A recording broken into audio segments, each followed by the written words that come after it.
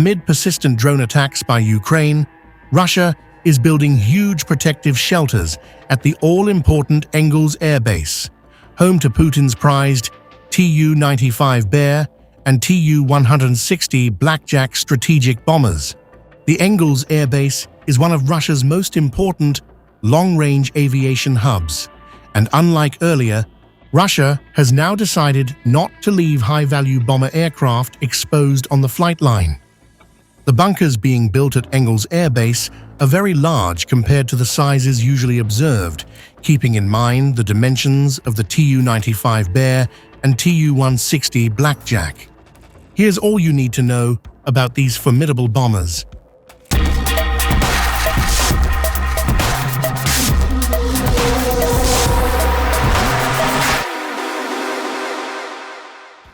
Unlike high-performance tactical fighters, bombers can embark on long-distance missions. Bombers intimidate the enemy and are capable of hunting down warships. Not to forget, bombers are less exposed to an attack. In case of conflict, the enemy targets forward bases and carriers.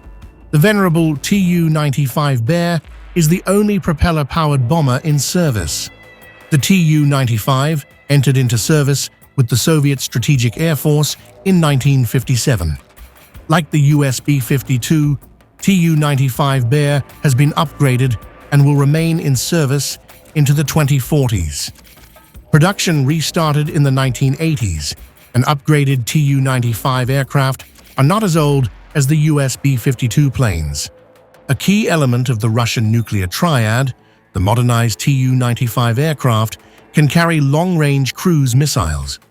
60 world records on Tu-95MC for flight altitude with and without cargo, for flight speed in a closed course, and for the duration of a non-stop flight. Next, the Tu-160.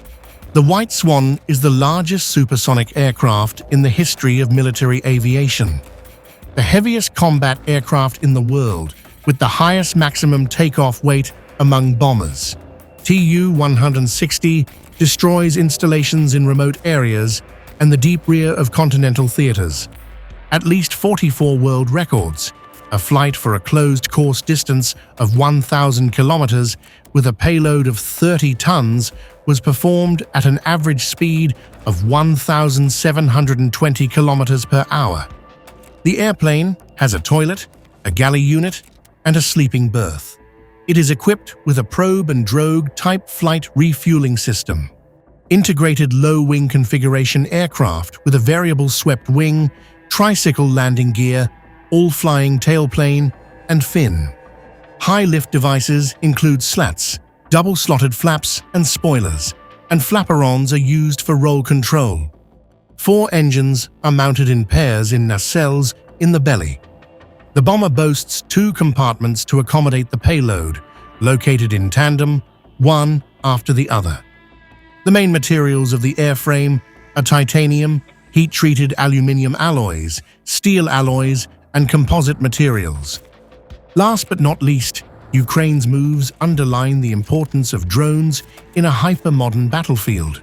Missiles, each costing hundreds of thousands or millions of dollars, fly fast, are hard to shoot down, and carry a huge explosive payload. But for now, the bigger threat may come from the drones. Drones are small, slow, cheap, and easy to shoot down, but so plentiful that they come in swarms. Most drones in use today are smaller than traditional military aircraft and require different kinds of air defenses. Drones fly slower and lower to the ground, and that means that many air defense systems are not optimized to shoot them down. The advanced air defenses used to protect high-value targets from missiles are not ideally suited to stopping cheap drones. An entire swarm of drones can cost less than a surface-to-air missile used to take out just one of them.